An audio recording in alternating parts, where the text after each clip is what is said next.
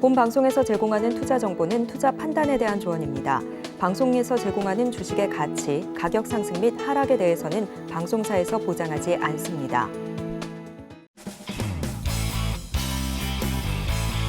시청자 여러분 안녕하십니까. 깊이 있는 인사이트로 여러분들의 투자를 잘 이끌겠습니다. 저는 강관우입니다. 어제 우리 시장 지난 주말의 시장 분위기와 거의 흡사했습니다. 시장은 시장대로, 업종은 업종대로 거의 유사했는데요. 차트 하나씩 보면서 설명을 해드리겠습니다. 자, 시장입니다. 지난주에도 제가 계속 말씀을 드렸는데 중화권 시장 계속 약세를 이어가고 있습니다. 어제도 2%대의 하락세를 홍콩과 중국 상해 종합증시에서 보여주었습니다. 지난주에 각각 5%, 2% 떨어졌는데 우리 시장 거기서 자유롭지 못하다 이렇게 계속 말씀드리고 있죠. 그런데 지금 니케이 지수, 대만 지수는 오히려 올랐습니다. 니케이 지수 최근에 아주 강세고요. 대만 지수도 IT 업종이 많은지라 미국을 많이 따라가고 있습니다. 그런데 우리 증시 계속 구조적으로 안 좋다, 포지셔닝이 중간에 끼어 있다 이렇게 말씀을 드렸지 않습니까? 지난 주말의 분위기 거의 컨트롤 C, 컨트롤 V, 그러니까 복사 후 붙여넣기 그런 모습을 그대로 이어갔습니다. 다음은 업종별 동향입니다. 업종도 컨트롤 C, 컨트롤 V 그대로 간 것 같은데요. 어제도 테크 강세, 2차 전지주 약세였습니다. 근데 제가 제목에서 써놨듯이 어제는 특히 거의 2차 전지주의 블랙 먼데이, 거의 폭락적인 상황이 두드러졌습니다. 에코프로비엠 어제 11%나 빠르게 떨어질 정도 아주 급락을 했는데요. 아무래도 4분기 실적에 대한 우려감이 주가에 급속도로 지금 들어오고 있다 이런 얘기입니다. 그런데 앞으로 1분기가 바닥일지 2분기가 바닥일지 아무도 모르는 이런 상황입니다. 최근에 보니까 중국에서 전기차 인하 가격 경쟁이 들어가면서 거의 치킨 게임이 이제 들어가는 양상이고 리튬 가격 떨어지는 분위기가 아직도 해소되고 있지 않습니다. 그렇다고 보면은 좀 빌리션을 봐야 되는데 에코프로비엠 여전히 제가 볼 때는 상당히 비싸 보인다. 그래서 주가가 많이 떨어졌다고 현재 감내하기보다는 장기적으로 리스크를 좀 철저히 살펴보셔야 되고 간밤에 미국 3대 지수 모두 올랐습니다. 특히 다우지수 38,000대를 넘어섰고요.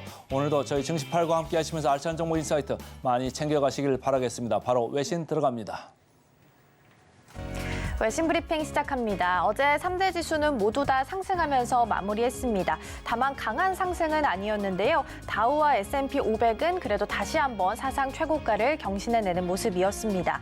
본격적인 실적 시즌 개화를 좀 앞둔 상황에서 종목별 장세를 좀 보이는 모습이었고요. AMD, TSMC, ARM 홀딩스 같은 경우에는 조정을 좀 받았지만 엔비디아 같은 경우에는 엇갈린 흐름을 보이면서 3거래일 연속 상승했고요. 52주 신고가를 달성하기도 했습니다.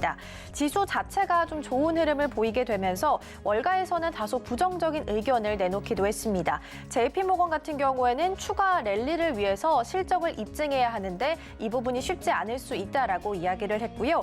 HSBC 같은 경우에는 미국 증시의 신고가 랠리는 일시적인 현상이다. 조정에 좀 대비를 해야 한다라고 다소 강하게 이야기하기도 했습니다. 또 한 가지 체크해볼 부분은 어제장에서의 일본 지수였습니다. 1.62% 정도 상승하면서 다시 한번 버블 경기 이후 약 34년 만에 최고치를 갈아치우는 모습이었습니다. 종가 기준으로 봤을 때 1990년 2월 이후 최고치로 올해 들어서만 무려 9.2%의 상승률을 기록하기도 했습니다. 이날은 미국 증시의 기술주 강세에 힘입게 되면서 반도체 관련주가 이 상승세를 이끌었던 것으로 풀이가 되고 있습니다. 반면 중국 증시도 이어서 함께 좀 살펴보면요. 상해 종합지수는 2.68% 그리고 홍콩 항생지수는 2.27% 하락을 했는데요. 중국의 경우에는 5년 내에 최저 수준을 기록하는 모습 보이기도 했습니다. 이번에는 유가 상황 함께 체크해 보도록 하겠습니다. WTI는 배럴당 74달러 선에서 종가를 형성을 했습니다. 2% 넘게 급등하는 모습을 보였는데요. 뉴욕 증시가 어제에 이어서 오늘도 다시 한번 사상 최고치를 경신하게 되면서 수요 기대감 속에 가격을 끌어올리는 모습이었고요. 또 미국 전역에 불어닥쳤던 이 추위가 원유 생산량을 좀 제한하게 되면서 공급단에 있어서도 부족 현상을 좀 야기시킬 수 있다라는 우려감이 제기가 됐습니다. 덕분에 가격으로 봤을 때는 일단 한 달 만에 최고 수준으로 올라서는 모습 보이기도 했습니다. 이번에는 헤드라인 기사들 함께 살펴보도록 하겠습니다. 첫 번째는 China's loan prime rates remain unchanged라는 기사인데요. 앞서서 중국 증시가 5년 내 최저 수준을 기록했다라는 소식을 전달을 드렸습니다. 그리고 관련해서 기사를 좀 하나 체크해 보면요. 어제 오전 10시에 중국이 기준금리를 발표를 했습니다. 중국 인민은행은 디플레이션 우려에도 불구하고 사실상 기준금리로 삼고 있는 대출 우대금리 LPR 같은 경우에를 5개월 연속 동결하겠다라고 결정을 했습니다.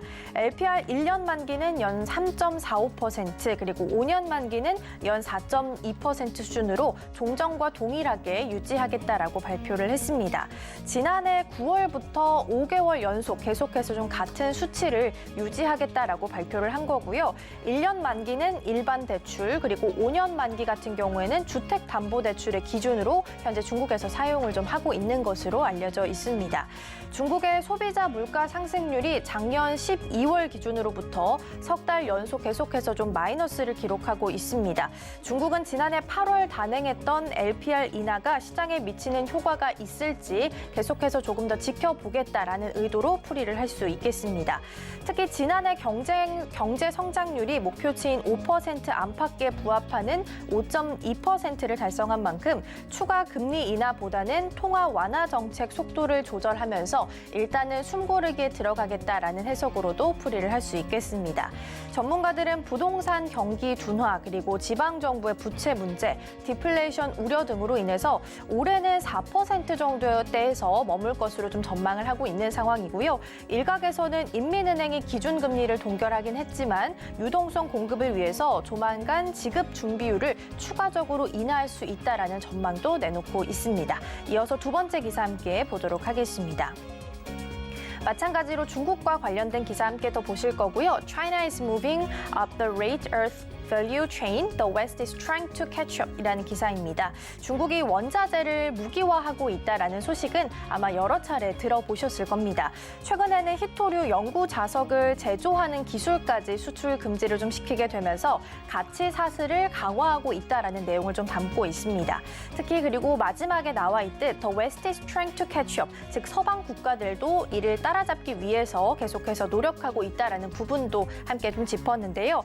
히토류 같은 경우에는 스마트폰이나 전기차용 배터리 등 이렇게 최첨단 산업에 사용되기 때문에 산업의 비타민이라고도 불리고 있습니다.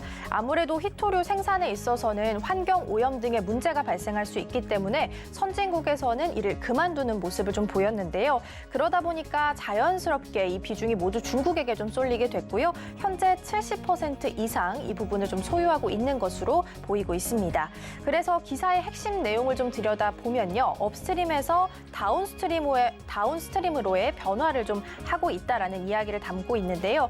과거에는 히토류 원료를 추출하고 가공하면서 히토류의 산화물과 금속으로 전환하게 되는 업스트림 이 부분에 대해서 장악을 해왔었는데 현재는 가공한 히토류를 연구 자석 등 이 최종 제품으로 만들어내는 다운스트림까지 이 관련한 밸류체인을 지배하게 됐다라는 부분이 핵심 내용이다라고 볼 수 있겠습니다.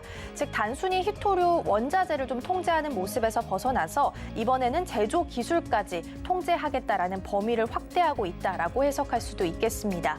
그리고 기사 제목에도 나와 있듯이 서방 국가들은 이를 따라잡기 위해서 노력하는 모습인데요. 즉 자체적으로 히토류를 좀 공급받기 위해서 공급망 구축에 나섰다라고도 볼 수 있겠습니다. 미국과 호주 등이 히토류 채굴 등에서 좀 진전을 보이고 있는 상황인데요. 2022년 10월에 발표됐던 중국 연구진의 논문에 따르면요. 중국 이외 지역에 약 67개의 히토류 처리 시설이 가동 중이거나 건설 중인 것으로 나타나 있습니다.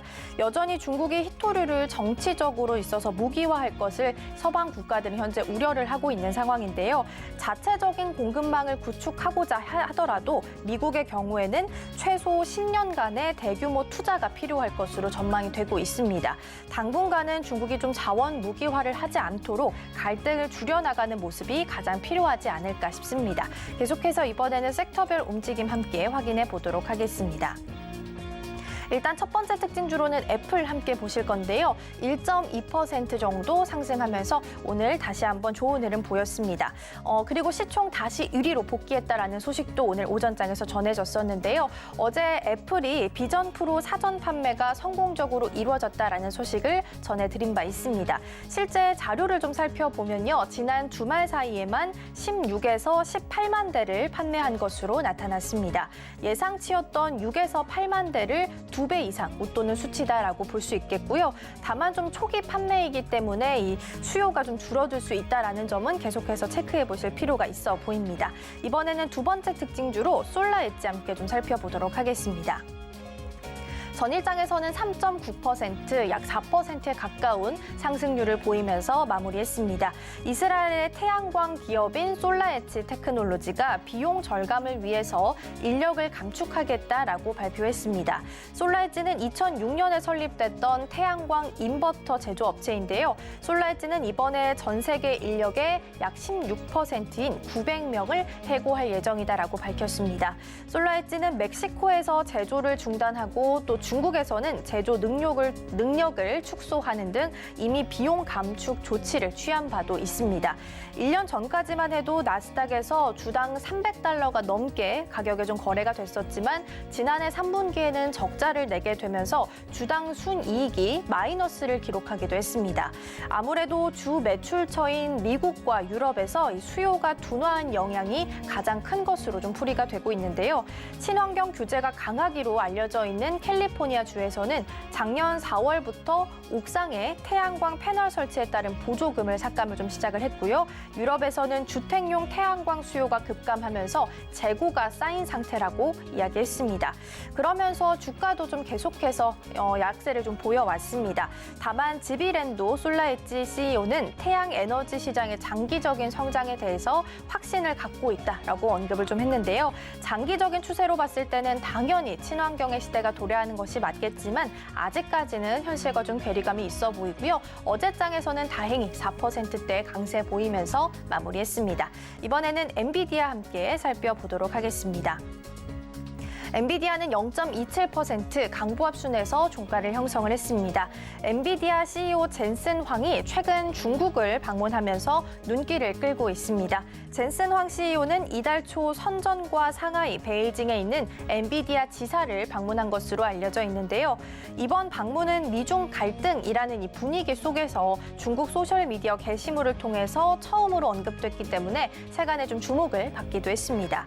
황 CEO는 미국의 규제가 강화하게 된다면 중국 기업들이 자체적으로 제품 개발에 나설 것이다라고 경고를 했었는데요. 결과적으로 미국의 선도 기업들에 대해서는 역효과를 낼 수 있는 정책이다라고 비난하기도 했습니다. 이어서 그는 중국 최대 통신 장비 업체인 화웨이를 잠재적인 경쟁자로 꼽았습니다. 엔비디아는 미국의 중국 규제를 감안하면서 중국을 타겟팅하고 있는 중국용 반도체를 개발하고 있습니다. 미중 갈등이 좀 심화되고 있는 상황이기 때문에 이마저도 총재에 들어가는 것은 아니게 될지 이 부분도 함께 계속해서 지켜보셔야겠습니다. 지금까지 외신 브리핑이었습니다.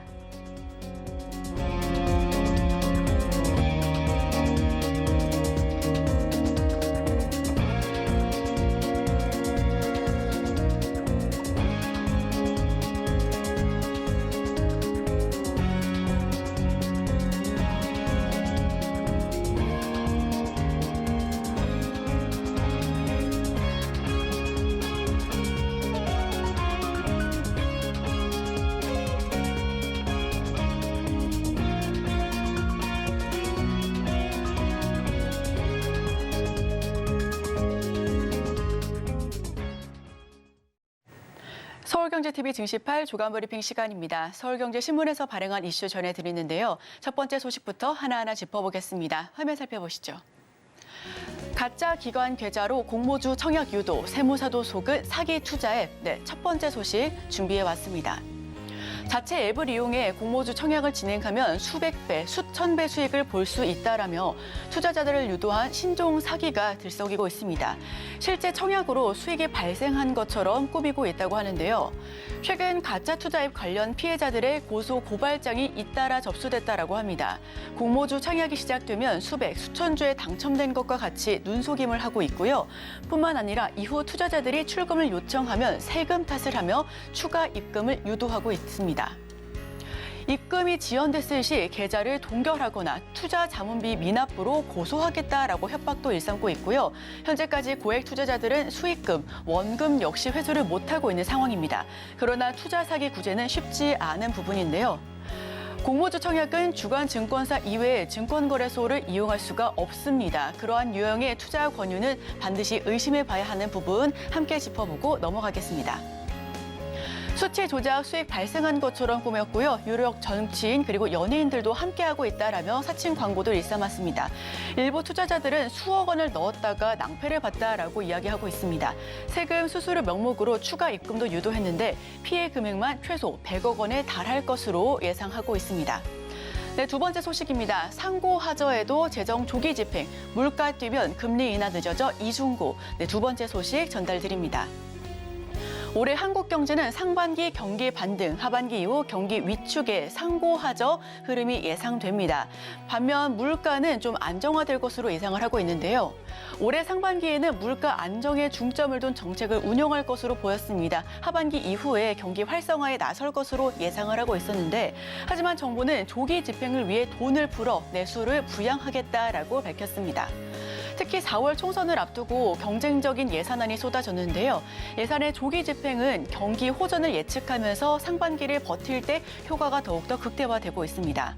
다만 하반기에도 경기가 나빠진다면 혹은 나아지지 않는다면 상반기 재정을 모두 써버리기 때문에 회복이 불가하다라는 부분이 우려를 낳고 있는 부분이고요. 하반기에도 물가가 안정되지 않으면 한국은행도 금리 인하 정책에 난항을 겪을 것으로 보여집니다. 금리 인하 지연 시 경기 둔화의 폭이 더 깊어질 가능성 또한 농후하고요. 조기 집행의 재원을 어떻게 조달할지 여부조차 아직까지는 설명하지 못하고 있어서 이 부분 역시 확실히 해둘 수 있어야 할 것이다라는 부분입니다. 상반기는 2.2%, 하반기는 2% 성장을 예상하고 있습니다. 정부는 6월까지 올해 예산에 무려 65%나 투입할 것으로 보여지고요. 경기 둔화 때는 쓸 돈이 없기 때문에 추가 경정 예산안이 불가피합니다. 물가가 올라도 유동성발 금리 인하에 난항을 겪을 것으로 예상이 되고요. 재정 바닥에 침체 폭이 깊어질 수도 있다라는 부분 함께 하고 넘어가겠습니다. 3개월 만에 다시 꺾인 수출, 무선통신 부진의 1% 감소. 네, 세 번째 소식입니다. 1월 수출 마이너스를 기록했습니다. 지난해 10월 플러스로 반등한 지 3개월 만에 꺾인 수치고요. 반도체 수출은 20% 늘었지만 무선통신 기기 등 수출액이 24% 넘게 줄어든 영향으로 풀이되고 있습니다. 네, 무선통신, 철강, 자동차, 정밀기기가 감소세를 연출하고 있습니다. 하지만 반도체, 선박은 수출이 늘면서 전망이 좋은 부분이고요. 반도체 수출액은 지난해 11월 반등이 이어지면서 신년에도 호조를 보여주고 있습니다. 조업일수가 감소했던 점을 고려한다라면 플러스로 전환할 수 있다라는 부분도 함께 짚어보겠습니다. 관세청은 1월에서 20일 수출입 현황을 살펴봤을 때 반도체는 20% 늘었지만 철강 등은 약세를 기록했다라고 전달했습니다. 조업일수를 고려했을 때는 이달 플러스권을 예상할 수도 있겠지만 대중 수출도 20개월 만에 반등할 수 있느냐 이 부분까지는 함께 지켜보셔야 할 필요가 있다라는 부분도 함께 전달드리겠습니다. 다음 소식입니다. AI 안전성 확보하자. LG U+도 조직 개편. 네, AI 소식 다시 한번 짚어보겠습니다. 국내 정보통신 기술 기업들 인공지능 기술 개발과 동시에 안정성 확보를 위해 잇따라 관련 조직을 신설하거나 강화에 나서고 있습니다. LG U+는 올해 초에 AI 사업 조직 개편을 단행했고요. SK텔레콤은 AI 윤리 기준을 만드는 AI 거버넌스 프로세스를 수립할 것이다라고 예정하고 있습니다. KT는 AI 연구개발 조직에서 AI 윤리와 안정성 등을 관리하겠다라고 밝혔는데요. 글로벌발 AI의 윤리적인 사용 문제에 대한 중요성이 나날이 커져가고 있습니다. 자사 거대 언어 모델 즉 LLM 개발과 사업화 과정에서 신뢰성을 높일 것 역시도 쟁점으로 떠오르고 있고요. 학계에서는 AI 안전한 이용을 위해 거버넌스 구축에 동참하는 등 계속해서 기관과 학계가 더욱더 함께 경쟁에 뛰어들고 있습니다. AI 데이터 거버넌스 팀이 확장되고 있고요. 엑시젠 서비스 이슈 역시도 선제 대응할 것이다라고 보여집니다. SKT도 상반기 윤리 기준을 더욱더 확립할 것으로 보여지는데요. 국내의 첫 정책 대학원 역시 9월에 개원합니다. 이 부분까지도 함께 살펴보겠습니다. 취재직 서비스 약관 재정비, 아프리카 TV와 공방 치열. 네, 네이버 신규 게임 스트리밍 서비스 취재직 출시가 한 달을 맞이했습니다. 기존 강자였던 아프리카 TV와의 점유율 경쟁에서 한층 더욱더 돋보이는 경쟁력을 보여주고 있는데요. 다만 취재직은 일부 스트리머가 우길기가 그려진 티셔츠를 입어서 뿐만 아니라 일본 국기를 머리띠로 착용하는 등 이런 방송을 해 논란이 일었습니다. 앞서 성범죄자 등 범죄 전과자가 있는 스트리머 역시 방송을 진행해 충격을 보여주고 있고요. 네이버는 서비스 품질 관리 능력이 도마에 올랐습니다. 서비스 운영 방침 전반 역시 좀 재정비를 해야 되는 등 노력이 필요해 보이고요. 아프리카 TV는 이용자 수가 꾸준히 늘거나 자극적인 플랫폼에서 e스포츠 콘텐츠 중심으로 글로벌에 진출할 것이다라고 도약하고 있습니다. 양사 간 경쟁이 대형 스트리머 이적과는 관계없이 한동안 더욱더 치열해질 전망입니다. 네이버 취재직 출시 한 달을 맞이했고요. 우길기 등 무리를 빚어 숨고르기 양상을 연출하고 있습니다. 그 가운데서 아프리카 TV가 한층 더 뛰어난 도약을 하고 있다라는 부분. 아프리카 TV는 e스포츠 확장에 고삐를 쥐고 있고요. 양사, 트위치 빈자리에 막판 경쟁이 치열해지고 있다라는 부분 함께 하실 수가 있습니다. 삼성과 인텔 통합 메모리 동맹, TSMC 파운드리 독주 막는다. 네, 어제 나온 단독 기사입니다. 삼성전자 메모리 파운드리 반도체 위탁 생산 이 부분 인텔 같은 경우에는 시스템 반도체로 나뉘어져 있죠. 올해부터 인텔이 파운드리 시장에 복귀하면서 치열한 수주전이 펼쳐질 것으로 전망하고 있습니다.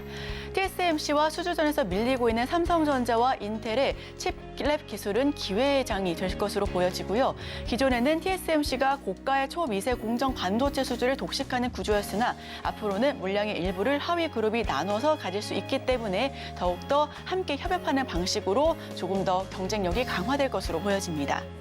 칩을 수직으로 쌓아서 공간 효율을 높였고요. 반도체 간 신호 전달 병목 현상 역시도 극복할 것으로 보여집니다. 설계부터 제조사 간 공조가 중요해지기 때문에 협업을 통해 파운드리 윈윈 분석까지도 가능하다라는 부분 함께 내용 짚어보실 수가 있습니다. 네, 제가 준비한 소식은 여기까지입니다. 저희는 계속해서 오늘의 일면을 통해서 전문가와 함께 오늘의 수혜주까지도 함께 이야기해보도록 하겠습니다. 저희와 끝까지 함께 하시죠.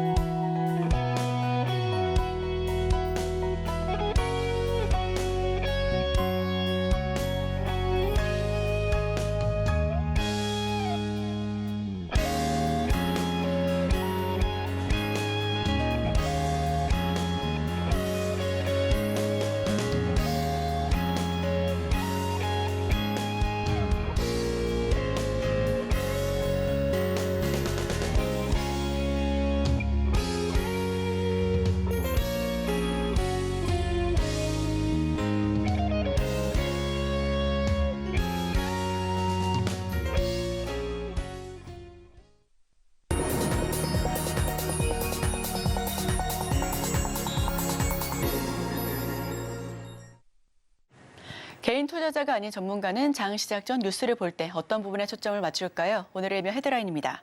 설계부터 메모리 공급, 전방위 협의, AI 동맹 성사되나 헤드라인 풀어주실 분이죠. 헤르메스 스타 김시은 팀장 함께합니다. 어서 오세요. 네, 안녕하세요. 네, 삼성과 샘 올트먼이 이번 주에 만나서 협력 방안을 논의할 것으로 알려졌습니다. 헤드라인 풀어주시죠. 관련했을 때 AI 쪽에서 이슈가 계속 나와주고 있습니다. 특히 어제부터는 샘 올트먼이 한국을 방문해서 관련했을 때 어떤 이야기를 나눌지에 대한 초미의 관심이 나왔는데 어제는 SK 쪽에서의 만남이 나왔다라고 보시면 좋을 것 같고 오늘 같은 경우는 좀 삼성 쪽에서의 이야기가 나와주지 않을까라고 보여지고 있습니다. 물론 샘 올트먼 CEO가 한국에 체류하는 시간이 6시간밖에 안 됩니다. 네. 그래서 사실 무슨 이야기를 좀 다룰까 라고 생각을 했는데 그래도 만날 사람들은 다 만나고 가는 것 같더라고요. SK 쪽과 삼성 쪽에서 만남이 좀 예정이 되어 있다라고 보시면 좋을 것 같은데 물론 각각의 기사가 단독 기사이다 보니까 신뢰도는 약간 떨어지긴 하지만 대다수의 단독 보도가 나오고 나서 대다수의 기사들이 이를 다루고 있다는 것을 봐서는 신뢰도는 굉장히 높을 것으로 보여지고 있습니다. 관련했을 때 샘 올트먼 같은 경우는 생성형 AI 쪽에 대한 논의보다는 자체 칩을 개발하는 쪽에 조금 더 주력하고 있다라고 보시면 좋을 것 같은데 지난해 6월에 방한을 했을 당시에도 그 자리에서 한국 반도체 기업들과 AI 칩 개발을 하고 싶다라고 언급을 했습니다. 그 과정에 있어서 특히 SK 하이닉스 같은 경우를 봤을 때 HBM 쪽에서 워낙 독보적이고 삼성전자 같은 경우야 HBM을 자체적으로 만들기도 하고 파운드리까지 원큐에 가능하다 보니까 관련했을 때 이야기를 조금 더 자세히 나눌 것으로 예상을 하고 있습니다.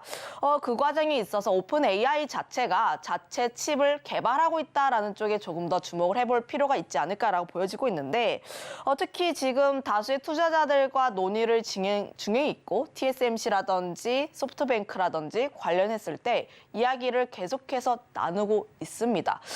그 과정에 있어서 현재 AI 반도체에 있어서 엔비디아의 중요성은 굉장히 높은 수준이에요. 점유율이 약 90%, AMD가 좀 따라붙었다라고 해도 엔비디아의 칩 자체가 굉장히 고가임에도 불구하고 지금 수요가 너무 많아서 공급이 달리는 수준이죠. 주문을 해도 받기까지 1년 이상 소요된다고 합니다. 개당 가격이 3천만 원 이상인데 그만큼 굉장히 내가 AI 칩을 받고 싶은데 받지 못하는 상황이다 보니까 메타도 그렇고 애플도 그렇고 각각 자신의 칩을 개발하려고 노력하는 상황이다 보니까 관련했을 때 그 과정에 있어서 뭐 파운드리도 그렇고 혹은 HBM도 그렇고 AI 반도체에 대한 가속화는 조금 더 계속 수혜가 나타날 것으로 보여지고 있습니다. 네, 올트먼 같은 경우는 오픈 AI 자체 AI 반도체 개발 프로젝트에 착수했다라고 전했고요. 우선 다수의 투자자들과 협의를 진행하고 있습니다. 여기서 투자 포인트는 좀 어떻게 잡아봐야 될까요? AI 같은 경우를 봤을 때 아직까지 시장이 성장을 하는 초입 단계입니다.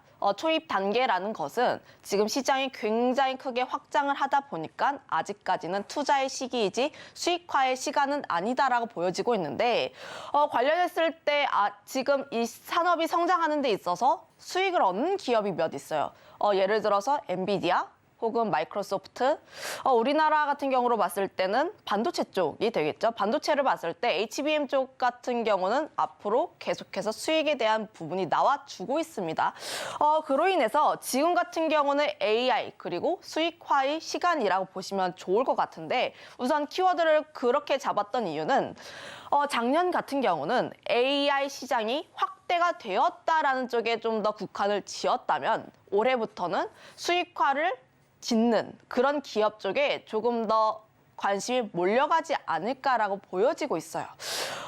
관련했을 때 특히 미국장에서의 흐름들을 조금 더 살펴보게 되면 지금 미국장도 AI가 주도를 하고 있죠. 나스닥 계속 올라가고 있습니다. 엔비디아도 사상 최고치 계속 경신을 하고 있어요. 관련했을 때 나스닥 지수 굉장히 좋다고 하는데 모든 종목이 다 오르는 건 아니고 주도주라고 할 수 있는 M7만 오르고 있습니다. 그런데 최근 흐름이 조금씩 바뀌고 있어요.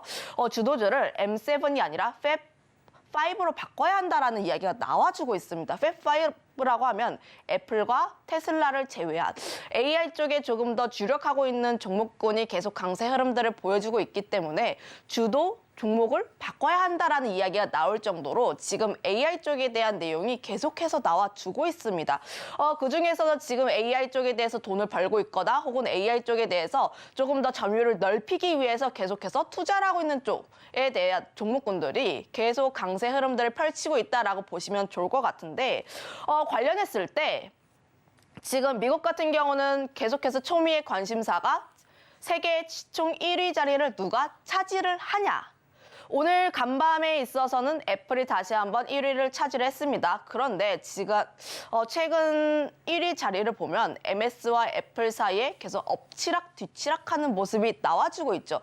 애플 같은 경우야 워낙 긴 시간 동안 1위의 자리를 차지한 왕자였습니다. 물론 가끔 뭐 다른 종목군들에게 1위 자리를 내줄 때도 있었지만 애플이 차지하는 그 위상이 굉장히 대단했어요. 아무래도 애플 같은 경우야 아이폰을 기반으로 했고 그리고 또 소프트웨어라든지 이런 쪽에서 워낙 좀 대단했습니다. 하지만 MS가 좀 1위 자리를 좀 더 차지할 것으로 저는 판단을 하고 있는데 그 이유가 첫 번째로는 AI 쪽에 대해서 워낙 독보적이라는 거죠.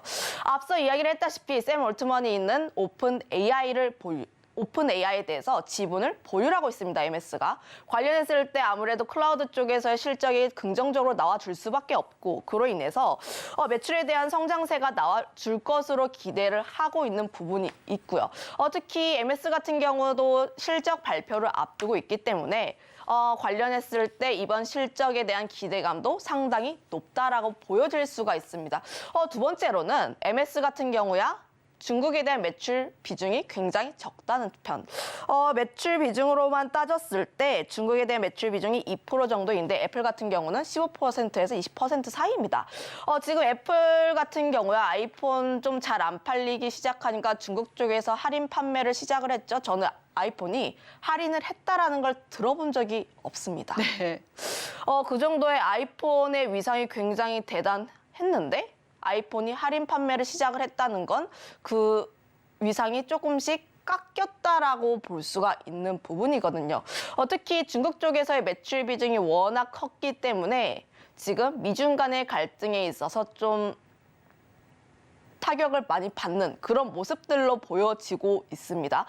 관련했을 때 그로 인해서 저는 MS가 시총 1위 자리를 다시 한번 또 차지하지 않을까라고 보여지고 있고 그로 인해서 지금 시총 1위의 자리가 기본 모바일에서 AI 쪽으로 넘어갈 수 있다라고 보여지고 있습니다. 그로 인해서 우리가 계속 AI 쪽에 대해서 계속 관심을 가져야 한다라고 보시면 좋을 것 같은데 제가 앞서서 이야기를 했던 키워드와 조금 더 연결 지어서 보면 수익화입니다. 수익화라는 건 결국 사람들에게 보급이 굉장히 많이 되어서 AI로부터 좀 수익을 굉장히 많이 끌어낼 수 있다라고 보시면 좋을 것 같은데 최근 들어서 AI가 접목된 기기들이 계속해서 출시가 되고 있죠.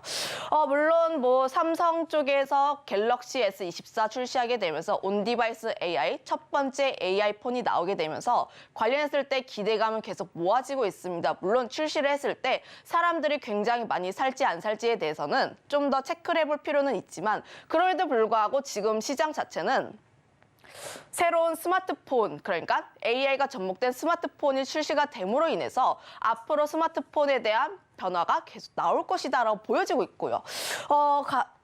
핸드폰뿐만 아니라 가전들 쪽도 온디바이스 A가 적용될 것으로 예상하고 있기 때문에 관련했을 때 기대감은 계속해서 붙고 있다라고 보시면 좋을 것 같습니다. 하드웨어 같은 경우야 이제 보급이 되었고요. 그러면 이제 소프트웨어가 가장 중요하다라고 보고 있는데 아무래도 하드웨어가 보급이 되었는데 내가 쓸 수 있는 소프트웨어, 콘텐츠가 없으면 사용을 못합니다. 그런데 챗 GPT가 등장을 했죠. 챗 GPT가 등장을 함으로 인해서 앱이라든지 콘텐츠가 굉장히 많이 깔리게 됩니다. 그러면 결국 관련했을 때 하드웨어도 보급이 되고 소프트웨어도 함께 동시에 진행이 된다면 앞으로의 사용률이라든지 침투율 자체는 점점 더 가속화가 된다라고 보시면 좋을 것 같다라는 부분에서 보시면 좋을 것 같은데 관련했을 때 GPT 스토어를 보면은 최근에 시작을 했지만 입점 수만 300만 개 이상이라고 보시면 좋을 것 같아요. 아직 수익화에 대한 부분 같은 경우는 이렇다 할 얘기가 없지만 조만간 나올 것으로 예상을 하고 있기 때문에 소프트웨어 같은 경우도 한번 계속해서 관심을 가져볼 필요가 있다. 기존에 우리나라 소프트웨어 같은 경우야 사실 기술력이 다른 국가들 대비했을 때 조금 떨어지고 수익화 같은 경우도 시간이 많이 걸릴 것이다라는 게 작년까지의 이야기였어요. 그런데 GPT 스토어가 나오게 되면서 우리가 카카오톡을 사용을 할 때 앱스토어가 나오고 그다음에 카카오톡을 앱스토어를 통해서 다운을 받고 그리고 전 국민이 카카오톡을 사용을 한 것처럼 AI 소프트웨어라든지 앱 같은 경우도 좀 입점을 함으로써 다운을 받아서 우리가 사용을 하고 그리고 그로 인해서 유료화라든지 구독 경제 쪽으로 진행을 하게 된다면 이들 기업에 대한 실적도 다시 한번 상승할 수 있는 그런 계기가 되지 않을까 싶습니다.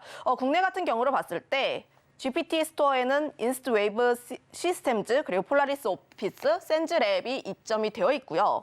한글과 컴퓨터와 이스트소프트 같은 경우는 준비 중에 있는데 관련했을 때 이 두 기업 같은 경우는 이미 AI 쪽에서 시장에 대한 선제 역할을 잘 하고 있습니다. 이스트소프트 같은 경우도 AI 휴먼이라든지 이런 쪽에서 독보적인 역할을 하고 있고 한컴 같은 경우도 우리가 지금 컴퓨터를 잘 사용을 하고 있죠.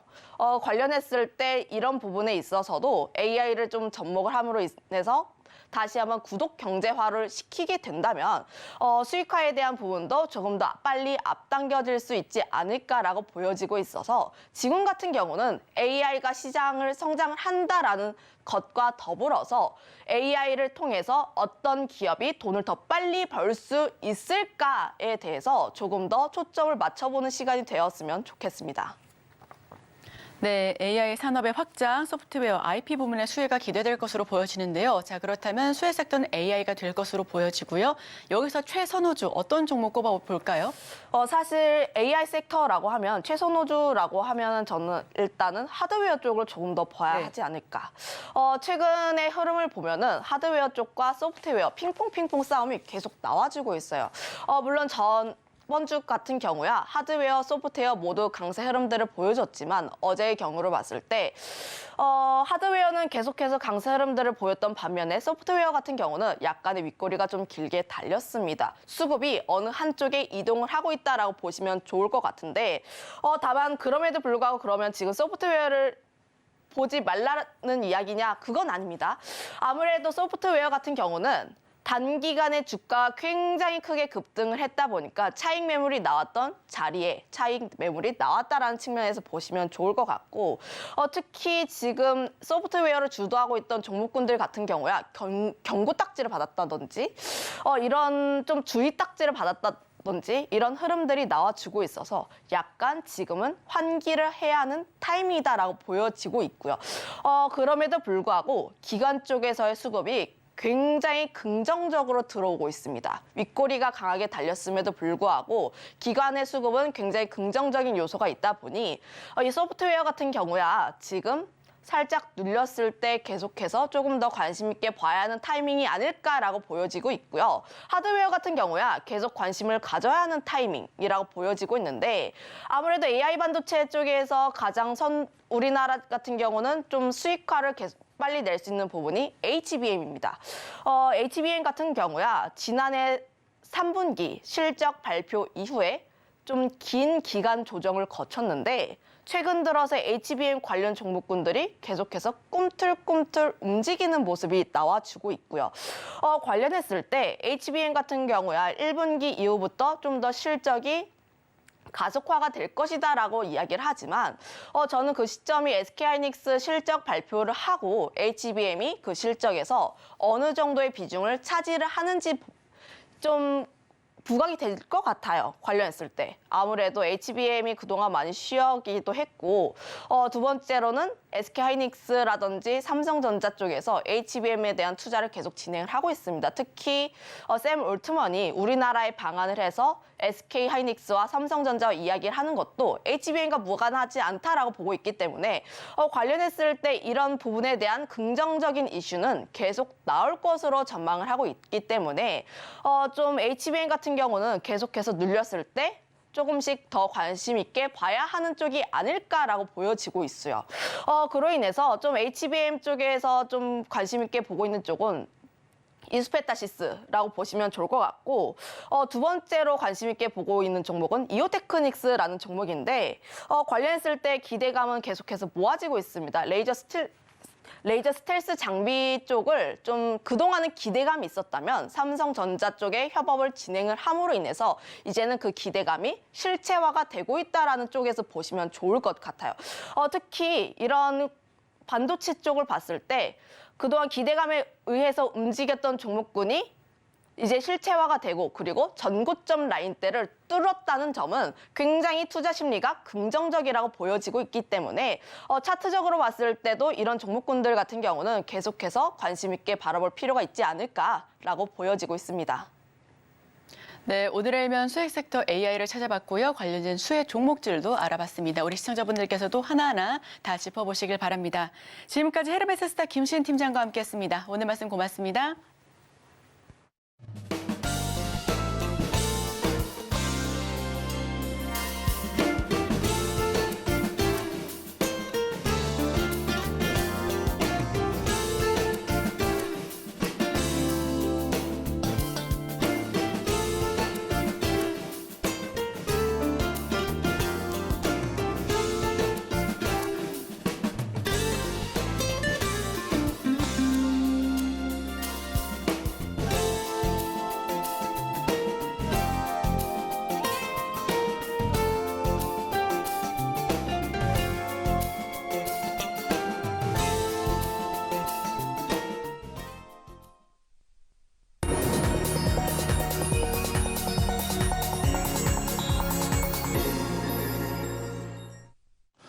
화요일 아침 8시 반입니다. 매일 아침 8시 반 저희 서울경제TV에서 센티멘탈 대 펀더멘탈 두 종목씩 골라드리고 있습니다. 오늘도 출발을 해보겠습니다. 오늘은 센티멘탈로 이수페타시스, 또 오랜만이죠. 펀더멘탈로 포스코 홀딩스, 이렇게 두 종목 되겠습니다. 이수페타시스 바로 들어가겠습니다. 차트를 보시면 예전에도 제가 말씀을 드렸었는데 AI 관련해가지고 최근에 IT 쪽에서 여러 하드웨어가 됐든 소프트웨어가 됐든 주가가 많이 올라오고 있습니다. 근데 이수페타시스 빨간 줄이죠. 다시 선두권으로 지금 치고 나오고 있다. 지금 모멘텀이 가시화되고 있다는 얘기예요. AI 얘기를 할 때 지금 수익성은 어떻습니까? 했을 때 수익성 지금 당장에는 좋아지는 게 안 보이는데 이렇게 얘기들을 하잖아요. 그런데 이수페타시스는 AI 가속기 관련해서 그쪽 향으로 공급되는 MLB 다층 회로 기판이죠.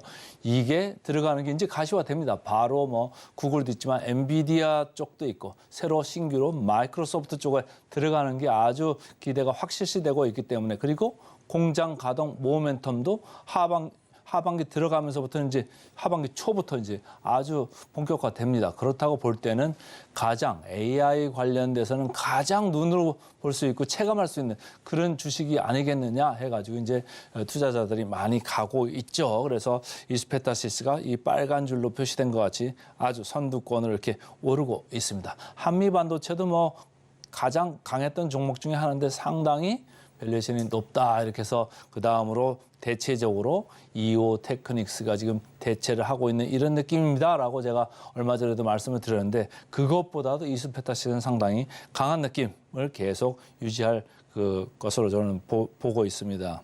자, 메리츠 증권입니다. 제목이 아주 철학적인데요. 거대한 흐름 속에서 재조명을 할 시점이다. 거대한 흐름.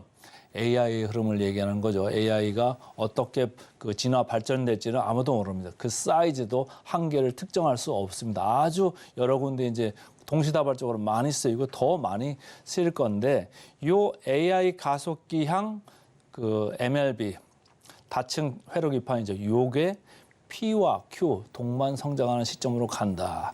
구글 같은 데는 이제 먼저 했으니까 여러 가지 제품이 다양화됩니다. 그러면 Q가 늘어나겠죠. 볼륨이죠, 물량이 늘어나는 거고, 마이크로소프트 같은 데 안 하는데 이제 새로 들어오는 거니까 Q도 좋고 P도 좋을 수 있습니다. P는 가격이라는 얘기죠. 그리고 엔비디아 같은 데도 마찬가지입니다. P, Q 다 동시에 좋아질 수 있다. 그래서 3분기가 실적 바닥 아니었느냐 이런 생각들을 하는 거예요. 3분기에는 저마진의 AI 가속기향 이쪽으로 가는 제품 믹스가 좀 많아져가지고 수익성이 좀 떨어졌었는데, 지금부터는 이제 고마진 쪽으로 좀 돌아선다 이런 얘기고, 고마진 쪽에 또 하는 게 통신하고 네트워크 이쪽으로 들어가는 것들이 스펙들이 계속 이렇게 올라가면서 이쪽들도 좀 좋아지고, 그 다음에 여기에서 AI 가속향 이런 것도 회사가 마이크로소프트까지도 늘어나니까 좋아진다. 그러니까 AI 가속이나 네트워크 양쪽에서 지금 다 마진들이 좋아질 수 있다 이렇게 얘기를 하는 거고요. 두 번째 줄도 상당히 중요합니다. AI 가속기 쪽에서도 미중 분쟁, 여기에서 반사 이익이 좀 기대된다 이런 얘기예요. 지금 중국에서 MLB 비중이 전 세계에 거의 67%, 3분의 2 정도를 차지하고 있거든요. 그런데 미국에서 AI 쪽 이제 칩 관련해서 혹시라도 계속 압력을 가하게 되면은 이렇게 이수페타시스가 생산한 MLB 같은 이쪽의 채택 비중이 점점 높아질 거다. 중국 채택 비중이 점점 낮아질 수 있다. 그걸 좀 생각을 하시면 좋고요.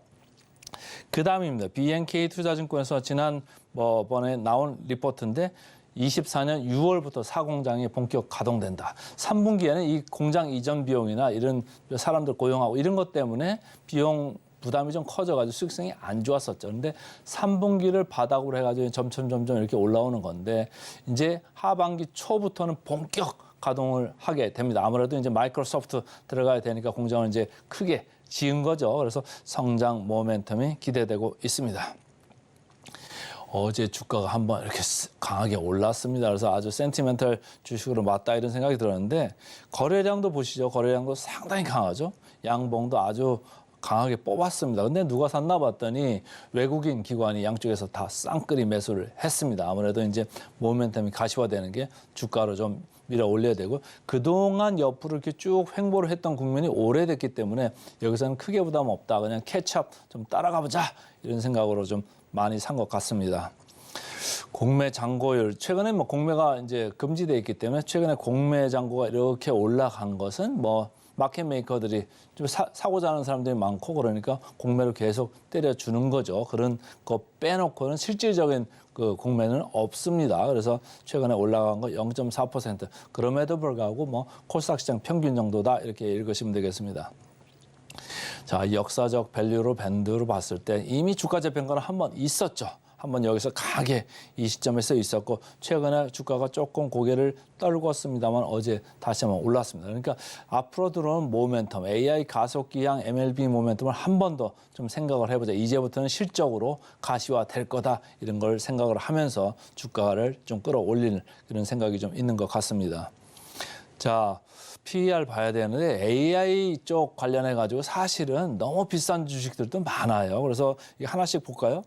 한미 반도체 많이 내려와 있는데도 불구하고 45배 조금 여전히 높고요. HPSP 어제도 상당히 인기를 끌었죠. 37배 여기도 조금 높습니다. 그러니까 제가 항상 말씀드릴 때는 이쪽 계열 주식들은 분위기 좋을 때만 좀 쫓아가자 이런 얘기예요. 미국 시장에서도 사실은 AI 쪽에서 이게 옥석을 가려야 된다. 과연 이익을 기업 그 시장에서 바라는 기대하는 수준까지 맞는 그런 기업 이익을 갖다가 줄 거냐. 그거는 아직도 물음표다. 이런 얘기를 하는 사람들이 있잖아요. 그러니까 아직 좀 더 확인을 해야 되는데 그 반에서 이수 페타시스는 17.8배입니다. 그러니까 무슨 얘기냐면 이익이 가시화될 가능성이 좀 크다. 지금 눈에 보인다. 그러니까 이렇게 비싼 것 쪽보다는 좀 싼 쪽으로 보시는 상대적인 거죠. 상대적으로 싼 쪽으로 보시고 싶은 분들은 이걸 보셔도 좋겠습니다. 괴리입니다. 이오테크닉스 어제 20만 원 넘어갔다가 19만 원 그 언저리에서 끝났는데 상당히 강해져. 언젠가 제가 한 1, 2주 전에 말씀을 드렸는데 그 뒤로 주가가 불을 뿜었습니다. 오늘은 이수 페타시스인데요. 목표 주가 대비 18% 정도 남아 있습니다. 그래서 어제 분위기 좋았던 이수 페타시스 오늘 센티멘탈 주식으로 먼저 말씀을 드렸습니다. 이제 펀더멘탈로 가겠습니다. 오늘은 포스코 홀딩스입니다. 올해 간만이죠. 주가가 좀 안 좋습니다. 자, 차트 보시죠. 박스로 이렇게 제가 노란 걸로 이렇게 표시를 해놨는데 7월 중하선 이후에 2차 전지의 흐름과 계속 일맥상통하게 지금 내려가고 있습니다. 10개사 평균, 그러니까 ETF에 들어가는 10개사를 제가 넣어가지고 쭉 지수화했는데요. 전체적으로 내려가는 추세고 어제도 상당히 내렸습니다. 어제 제가 오프닝 멘트에서도 오늘 썼던 화면인데요. 블랙 먼데이라고 부를 정도로 2차 전지주의 하락이 아주 두드러졌다 이렇게 보시면 되고 에코프로비엠 11% 떨어졌습니다. 코스닥의 시가총액 1위 업체고요. 코스닥의 시가총액 2위 업체 에코프로죠. 7.4%나 떨어졌습니다. 자, 이쪽에 오른쪽에 빨간 거 보시면 포스코홀딩스도 어제 4% 떨어졌습니다. 그러니까 이렇게 10개 종목들이 엄청나게 떨어졌어요. 포스코홀딩스도 안 떨어질 수 없죠. 그러니까 이렇게 바스켓으로 들어가는 ETF에 이렇게 속해 있는 주식들은 떨어질 때 같이 떨어지든지 아니면 같이 올라가는 경향이 큰데 최근에는 상당히 분위기가 안 좋다. 이 차트를 보면 분위기가 안 좋다는 게 쭉 나오고 있고 미국에서도 모건 스탠리가 테슬라에 대한 목표 주가를 좀 내렸잖아요. 내리면서 하는 소리가 너무 공급이 좀 많다 이런 생각들을 하는 거죠. 그래서 깊어지는 골짜기 이런 것도 이게 철강 부분에도 해당할 수 있고 그다음에 리튬 관련돼서도 조금 우려를 하는 얘기인데 4분기에 철강 부분 실적이 악화돼서 영업이익이 전년 동기 대비 32%나 떨어질 것 같다라는 게 이제 메리츠증권 얘기고 유의미한 실적 반등은 철강 쪽에서 24년 하반기나 가봐야지 그나마 수요가 돌아서는 거를 확인해야지 철강 가격, 제품 가격을 좀 올릴 수 있다 이런 얘기를 하는 거예요. 그리고 사실 포스코홀딩스의 주가 그 모멘텀 드라이버는 이쪽 리튬 쪽 있잖아요. 그래서 지금 광양 공장 그리고 그 아르헨티나 염수 리튬 이쪽도 이제 초기 램프업이 들어가는데 램프업이라고 하는 거는 대량 생산이 확실히 들어가기 전까지 생산량을 조금씩 이렇게 올리는 걸 램프업이라고 합니다. 근데 25년에 가야지 포스코 퓨처엠에서 전구체 공장을 갖다 이제 가동을 시작하거든요.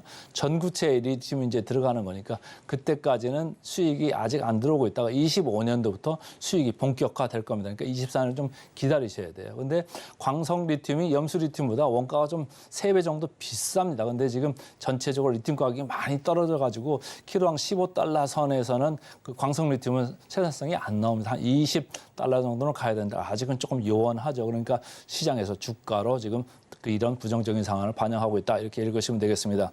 자, 유진 투자증권입니다. 이 회사는 24년에는 포스코가 좀 뭔가 보여줘야 된다. 이런 얘기고 FEOC라는 거는 우려 기업이에요. 해외 쪽에서 좀 그 우려되는 기업 어디입니까? 중국 쪽. 중국 쪽을 좀 제어하려고 하는 게 이 포스코 홀딩스에 이제 도움이 될 수 있다 이렇게 보는 건데 아직 장기적인 얘기죠. 그래서 주가는 계속 이렇게 내려가고 있고 외국인 기관이 오히려 사고 있어요. 그 전에 이렇게 공매도를 많이 쳤던 거를 쭉 하면서 지금 사는 이런 느낌이 있다. 그래서 공매 잔고를 많이 내려왔습니다. 예전에 비해서 상당히 많이 내려왔죠.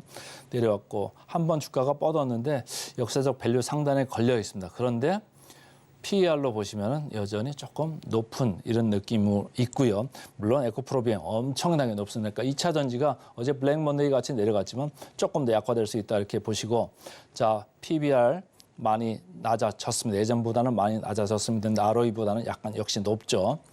자, 목표가 계속 이렇게 내려오고 있습니다.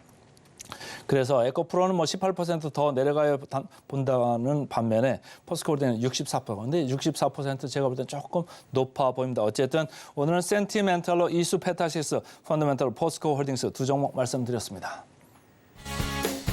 오늘의 핵심 요약 세 줄입니다. 뉴욕 증시 역대 최고 랠리를 보여줬습니다. 오늘의 일면은 AI 관련 수혜주 찾아봤고요. 마지막으로 센티멘털은 이수페타시스, 펀더멘털은 포스코 홀딩스 찾아봤습니다. 저희는 바로 이어서 증시 구로 돌아오겠습니다. 개장 방송도 서울경제TV와 함께 하시죠.